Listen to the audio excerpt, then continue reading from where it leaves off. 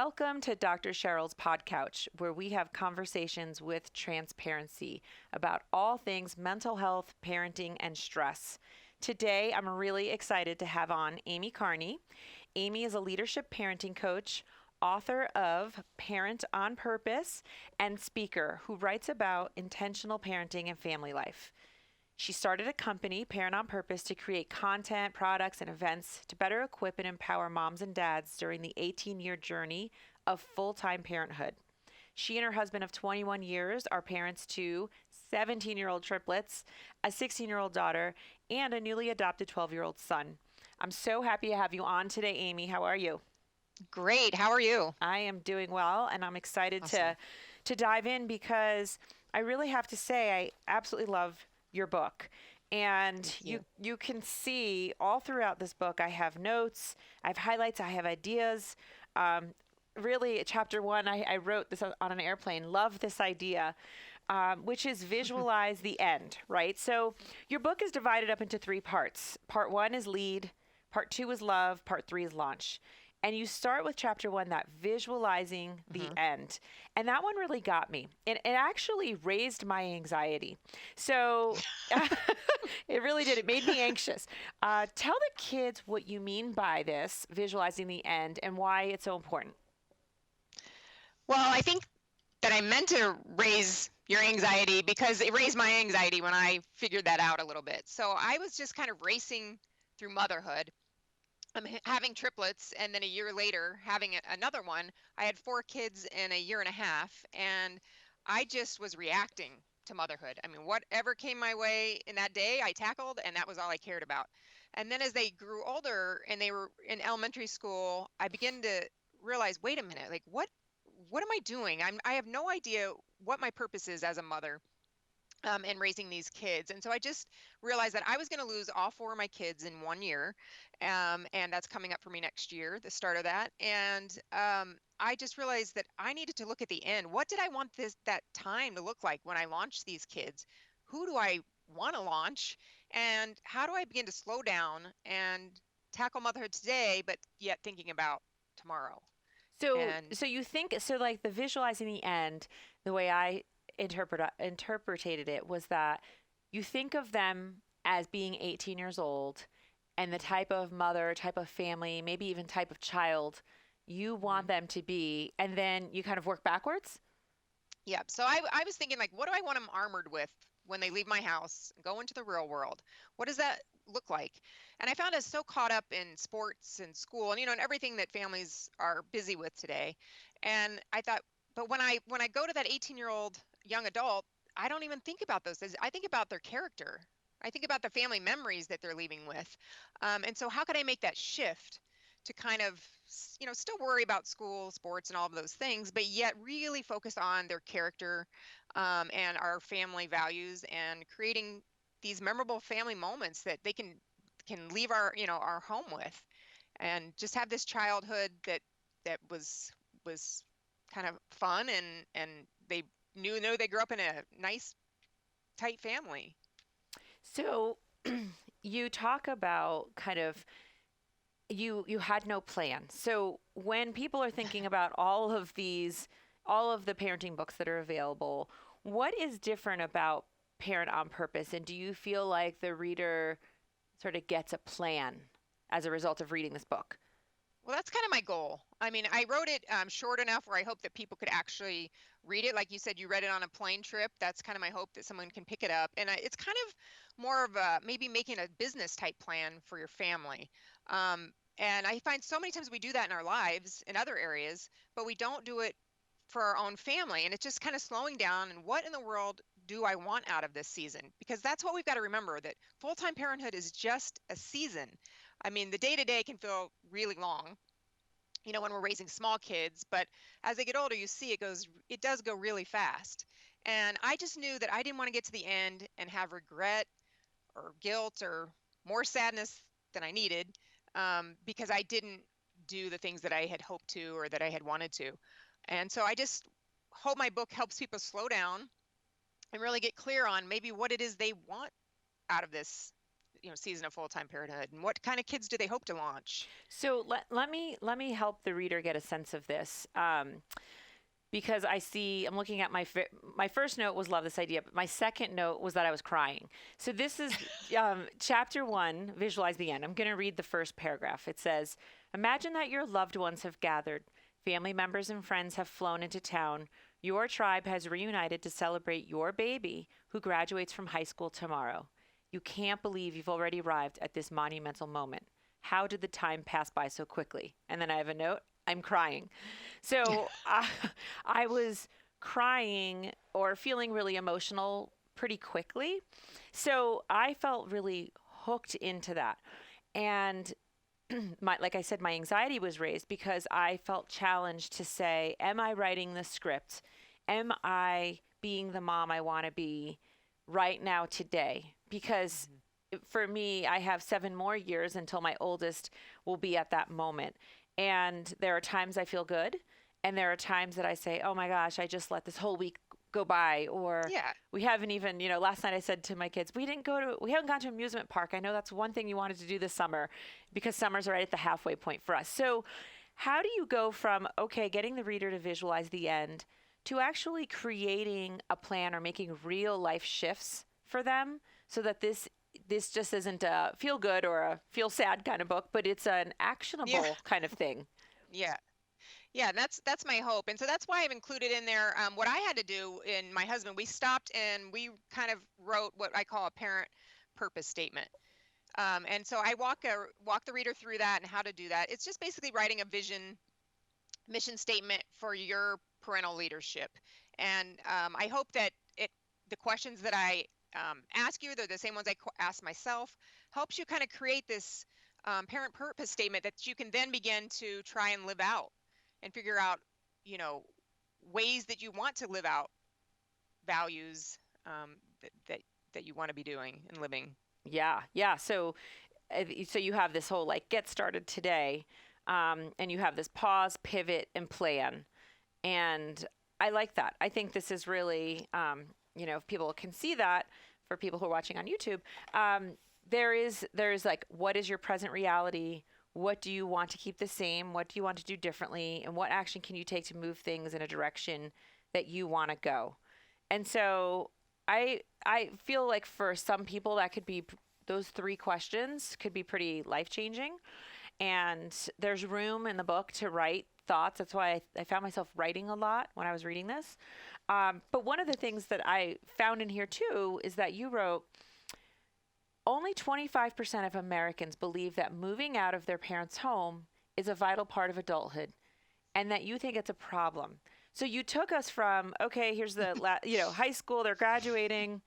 Now what happens from graduation to like potentially moving out? Well, how do you see that next phase?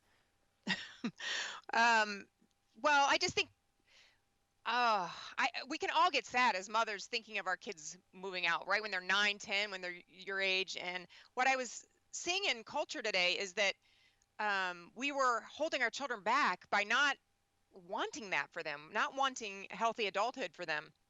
And I just think back to my childhood, like I couldn't wait to move out of my parents' house at 18 and begin, my adult life, because I didn't want to be under their rules or whatever, right? I feel like, and that's kind of shifted now because our kids have such a nice, comfortable, loving life. I mean, a lot of them, right? And so I think we've kind of stripped that narrative away a little bit, even though adulthood is the next healthy step for them. And so my husband and I just started having that conversation early, about them leaving our home, and that's how exciting that's going to be. And all the rules that we have, just think you're not going to have those rules. You're going to get to make your own choices. And I think we get scared thinking about that too, that they're going to go make some bad choices probably, because I know I did. But that's how they grow and learn. And it's going to be easier for them to do that as an adult out into the world. So, and you have a strategy. I think you have a really good strategy for this, and that you talk about parenting 6 years forward. So, can you talk about what that means and how you apply that? Yeah. So I think that looking sometimes at a child as an 18-year-old can be hard, right? I mean, if you have young kids, looking at an 18-year, okay, that's a little bit harder to visualize and act on today. So what I did, I don't know, I wrote the book based on a Jenga game. And so nobody really knows that, but a Jenga game is made up of 18 layers. And so the book, the bottom 6 layers here are kind of your foundation, and that's my lead part of the book. And then the middle part is the second section of my book is love, and that's how we create our family culture and have fun together. And then the last part, the last 6 years, are the launch, and when we're focusing on that 18-year-old adult. But sometimes when you're down here, it's really hard to picture the end. And so I say start 6 years from now. So if your son is 9, right? Mm-hmm. You have a 9-year-old. So you start looking at 15-year-olds. What's going on for 15-year-olds today in the world, right? And that's cell phones and starting to date and all this teenage stuff. And then you can start wrapping your head around how you want that to look in your family. So that way, when you get to that age, you kind of already have been deciding how you want that to look and having those conversations, so that all of a sudden I say, like, your child turns 16 and you're not scrambling from behind. You've already kind of know what you want, if they're going to be getting their driver's license or dating or getting their first job, and then it's just more of a natural flow than just reacting to what's coming your way, their entire childhood. Yeah, the way I So think of it that's is, worked for me. yeah, I think it's such a great idea. And what I would say, since one of the things I really try to talk about a lot is the need to be present with your kids. And so if you hear this, I want you to think, okay, how do I envision my child 3 to 6 years from now? And then how do I want that to look like? And then what do I need to do today to make that a reality? So it's like you're forward thinking, but then you apply it in the present. Is that the way you think of Right. it as well? Yeah, and it's a slow process. It's not like, it's just something that's in your mind. You know that that's what you're. For example, um, when my kids were in middle school, I started looking at high school kids and what's going on in high school and what are parents dealing with, and started looking at how And so around here where we live, there's party buses. I don't know if you have that where you are, and I'm like, I'm not sure if we want our kids going on party buses and that whole thing. So we started having that conversation with our kids well before they got to that point, that, you know what, that's probably just not going to be a thing we're going to do in our family. That doesn't really fit with our family values. And so when we got to that point, it wasn't really an issue because they already knew they weren't going to be doing it and they weren't going to be participating. And so I find it's easier sometimes to stick to those decisions when you've already been having that conversation for a while, even though they're not happy about it. And I think we can fall into that trap a lot of time too, of wanting our kids happy all the time and knowing that sometimes these decisions we're going to make are just not going to make them happy. But it's just a framework to help us um, not continue to keep reacting and to be a more proactive parent. So if you say, the end result necessarily shouldn't be our child's happiness when we're Hmm. parenting on purpose, then what do you think it should be then? Well, I mean, when I'm picturing my 18-year-old leaving, I hope that they're somewhat happy, right? That they've had a happy childhood. But I also know that the world is going to beat them up a little bit, right? It can be tough out there. And so if they're just used to being happy all the time and mom and dad catering to their happiness, then that's just setting them up for failure in the real world, because that's not how the real world works. I mean, there's going to be hard times for them, and they've got to kind of know what that feels like and know how to manage that and work through that when they're in your home. So, Yeah, I like to talk to parents about that as going towards some other qualities besides happiness. Like I want them mhm, to be resilient or yes. gritty or intelligent or street smart, kind, empathic, Hmm. all of these other things. So we default to, I just want them to be healthy and happy. I just want to give them the best. That's another thing I Hmm. hear a lot, right? I Yep. just want what's best for them.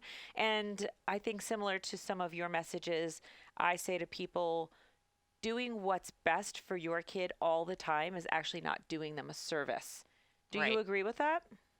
I absolutely agree with that. I mean, when I look back to, and I refer back to my childhood a lot, because yeah, my mom wasn't too concerned if I was happy all the time. I don't know, maybe was yours? Like, No. they knew what their role was, they knew what their job was, and it was to produce a well-functioning adult, a well-functioning citizen, right? And we've kind of forgotten that. And so it helps me to think back, well, my mom wasn't too concerned if she had a rule that I didn't like. And so it helps me do the same with my kids. And I think it's good. I think it's because you do want your kids happy on most days. That's nice, but that's not our goal. And that can't be our end. It just can't be our end goal. And I just find it is happening a lot. We because it doesn't feel good when our kids aren't happy with us. Yeah, It doesn't, but our it's reality. right. I think that the parenting styles have shifted where today our happiness, meaning a parent's happiness, is very tied up now with their child's Yes. perceived happiness.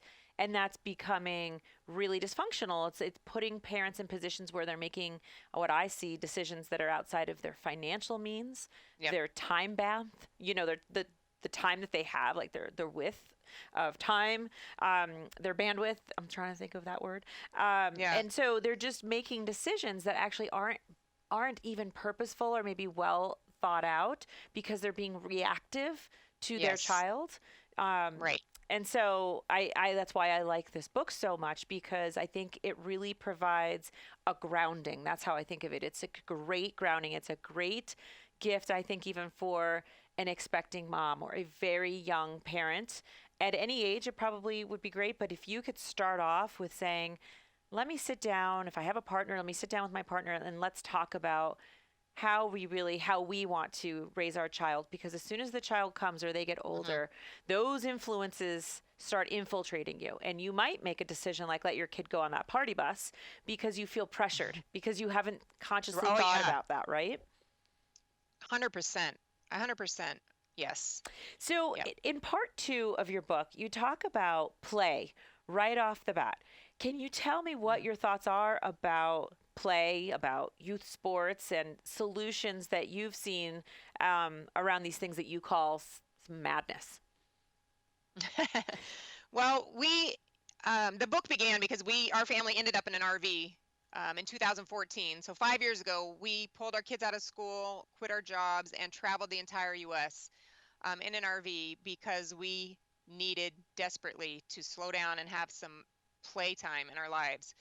And I had mistakenly thought my kids were playing because they were multi-sport athletes, so they were going from sport to sport to sport, and so they were in good shape. And so I feel like we look at that as play, but youth sports is no longer play. It's like a business for these kids and for our families. I mean, it dictates our family narrative now, and it's fine. We're still a sports family, but we had to get away from it all to really redefine what in the world we wanted out of our family, and how are we going to be able to do these sports and still balance it with some downtime and playtime. And so we've made some pretty courageous decisions in our family on purpose that have affected our kids probably. When we got back from that RV trip, our daughter, who was on a first team, she had to drop down to the lowest third team because they considered her uncommitted because we had, taken time off. And we decided that that was going to be okay for us. And it was disappointing for our daughter, but we had to talk about that this wasn't going to consume our entire family narrative. And that's what I was afraid of. And that's what was happening, is that all of our family time was being spent on the sidelines of our kids' lives. And so I really wanted to write about it and be more mindful about how can we have our kids in youth sports today, but try and have a healthy balance with still creating, you know, the family memories that we want with our family as well. Yeah, you just said a quote that is just so powerful. We were sitting on the sidelines of our kids' lives. And that is literal and metaphorical, I think, Yeah. for so many parents and families. And you get caught up and you don't even realize it. You have to take a step back. And so I think to myself, what an amazing experience you and your family had to be able to do this RV road trip. And let's say many, many families are not going to be able to do that. For So, sure. how can you, without, quitting your job and hitting the road and getting off devices and all of those amazing things, how can, an average family find time or space? What can they do to have this clarity and make these kinds of choices? Well, I think you have to just really be mindful and purposeful about creating time like that. So in our family, we still carve out time. Like next week, we're heading up to campgrounds just an hour away where I know they have terrible Wi-Fi, and we're going to need that because our 4 teenagers will be on their devices if they can connect. And so the kids have no idea that that's why we're going up there to camp as a family, and nor do they need to know. But it's just a courageous choice that we're making. Instead of going to a nice hotel on the beach, which would probably be more comfortable for everybody, we're going to do this because we know it will bond our family, it will connect our family. We're not going to be able to connect to the internet like we can normally do. And we're going to be able to make those memories and spend that time together. And then when we come back, we'll be back to the sports and and back into our routine. So I just think you just need to take time out once in a while, and create those memories that you want to. And sometimes it gets hard because tournaments nowadays too for sports are on Thanksgiving and over Christmas break, and so we're spending our holidays now at these tournaments, and so sometimes we will purposely miss a tournament, and we just have to do that in our family because I have 5 kids who are in all different things, and so we will never be together if we don't purposely make the choice to say, you know what, tell all the coaches, tell everyone we won't be there, or whatever courageous.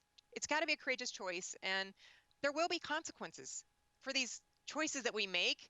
But in the end, if we don't make them, we're going to end up with regret and sadness that we didn't really create the memories or do the things together that we had wanted to do, because this youth sports culture, it's not just sports, um, this performance culture is just stripping away the scenes of our family stories. Yeah, last time that we spoke, we were talking about making courageous choices and maybe even sometimes being unsure about the courageous choices, but having Hmm. your family plan as the guide. Those values are there. We value family time. And so decisions that we make are based off of that value. I use that as well when I'm counseling families or trying to make our own family decisions. But you talked about your son and hockey, and I think a situation that people would be interested in hearing about because it is such a courageous, out of the Mm. box, probably one in a million kind of decision that you all have made. So if you're comfortable sharing that, I think that people would be interested in knowing about that, so they really get an example of how courageous we're talking. Yeah. So one of my triplet sons is a competitive, club hockey player, travels all around, and that's been his main goal. And he did just get drafted into the next level, into juniors and onto a team, which means he should be leaving our home and our family and going off and playing this year as an 18-year-old. But the good thing is we knew that this was coming or could be a possibility, right? So my husband and I started talking about it years ago. What if he gets drafted? Are we going to send him off? Are we, not? And we had decided years ago that that's probably not what's best for him or our family. We want him to stay with his triplet brothers and graduate high school and just enjoy his senior year of high school. I mean, you can't ever get that back. And so we had, okay, that's great. It's easy to make those decisions when it's not happening. And then it happened. I think it was May of sometime, and he got drafted. And so it's time for him to go. And we had to really make the decision, and stick to it, that we are not going to send him, while everyone else, of course, is sending him, because it's kind of crazy not to send him. But to us, like, he's an intricate part of our family, and we want him home for this last year. And we told them no. We told them we're going to keep him home, and he's going to finish out his senior year, and then, God willing, that opportunity will still be there, and he'll be able to go next year as the adult when it's time for him to launch. So yeah, it's a very difficult decision. It's easy to say those things, like you say, years in advance. Oh yeah, we're going to keep him home. But when you're in it and he's offered that spot, and it's on the internet, and and you're looking at it, and everyone else is making a different decision than you, it's very hard to Very hard. stick to what you said. I mean, it was very hard for all of us, because we don't know if that opportunity will still be there. We feel like it will be, but only time will tell. But we're super excited that we made that decision. I know I'll never regret, having my son home with us, to finish off his last year of high school. So I'm excited, but I'll have to let you know Yeah, come May of next year. Well, but I just like the clarity that you had. Like you look at it as I'm in my next season, right, of parenting, and that would be launch, or I'm approaching it, and where I'm not done doing my work. He's not Right. quite ready to launch. He's close, but he's got another year. And Yes. so you had this guiding principle that helped you make a decision that I really can't imagine very many families make. Very, very No. different. So I really respect that. And I think it also highlights the clarity that if you do something like follow, parent on purpose and make intentional plans and really get on the same page with your partner, that you can, when faced with tough decisions, although they're still tough while you're making them, you are grounded and you know why you're making your decisions. I really like that. Um, Yeah. in the third part, launch, you talk about life skills and you start off with an example about your adopted son. Can Mhm. you talk about what, if any, differences you see in raising a child who is adopted and who has some special needs, and what advice you have for other parents in this situation? Okay. Well, we had adopted our son at the age of 10, and so when he came into our home, he was not up for doing much of anything. I mean, just asking him to tie his shoes would make him fall to the ground in a puddle, and upset and crying. So I thought, oh boy, like how is this gonna work out? And over time, I just realized that I just treated him just like I treated my others. That I believed in him, and I needed him to be a valuable part of our family, right? And so being a valuable part of our family meant helping out and doing what it is that he could do for himself, and to help out others. And so it's been amazing to see in 2 years how far he's come, and I think he's got a better set of life skills than my biological kids. So it's just been awesome to watch this kid who does have some needs that my others don't have still um, find he's so much more confident now, because he can do all of these things by himself, and he doesn't need mom to do these things for him. And so I've just seen his confidence just grow, and he loves helping out in the family now, and it helps them feel like they're part of something. It builds their personal confidence, and so I don't see any difference now. Wonderful, wonderful. So the takeaway, at least from your own experience, was you had a situation where you could have treated him differently, maybe changed even your parenting plan, maybe even Hmm. adjusted some of those values. Oh, well, we can apply those rules to the other four, but him, he's different. And I Yeah. think what you're saying is, I'm sure there are still some Yes. accommodations that you made, but in general, the spirit was we will still have high expectations of you, and we will still Yes. believe in you, and we're still going to launch you. Like the plan Yeah. isn't to, Right. and so I think that's really great for people to hear because, in this situation, you adopted him out of a foster care system. For some people, it's having a child with ADHD or on the Yes, which he autism has. spectrum. Yeah. Hmm. For Both some, of those. exactly. So those kinds of special needs can look different in each family. But what you're saying is he had a lot of challenges, but we stuck to our family plan. And obviously, with some adjustments, we're still doing the three steps, and he's still Yes. going to launch. And we believe in him, and I really love that. I Exactly. love that Yeah. message. Right, So, because our goal is the same for him, to launch as an adult as my others. So I've got to do my best to help teach him how to do that. Whether that's really going to happen or not, I'm not sure. But he, I want to give him the best shot to be able to be a highly functioning adult who can launch into the world just like my others. So yeah, it's beautiful. So last, you end the book with living out your legacy, which is the same way that I ended Mommy Burnout. mhm. And so I know what it meant for me in Mommy Burnout, but what did you mean by that? And can you give the listeners one actionable thing they can do today to start parenting on purpose? Well, I think one actionable thing people can do is just make that one small, courageous decision that might have a consequence to it, though. But so that scares you from doing it, right? From to going to the campground with no Wi-Fi is going to be more work for me, right? Because there's going to be people complaining, and it'd be easier to go to a hotel on the beach, a nice hotel, because everyone will be happy. Um, it's making small, courageous choices that you really want to make, but you're scared to make, because there will be some consequence to it, or will be harder. but that know in the end is just going to write a much better scene for your family story. And so when you read that piece about sitting there watching your family movie, before your 18-year-old graduates, what scenes do you want to see in that? Right? And courageously live one of those out, and you'll never regret that. I don't think you'll ever regret making a courageous choice instead of just going with the flow or what everyone else is doing. Yeah, I love the message of your book. I love this book, Parent on Purpose by Amy Carney, a courageous approach to raising children in a complicated world. And I really don't say that loosely because I read, I think, every parenting book out there. And this one to me is just, it's right on point. It doesn't go on and on. It gives you a plan, and I just really appreciate it. It's really made a difference just in the way that I'm thinking. And I know that I want to share your message. So I appreciate you being on. And thank you. Thank you for sharing your message with everyone. I love it. Thank you so much. Thanks for having me. You're welcome. Take care. Okay. Bye bye. Thanks.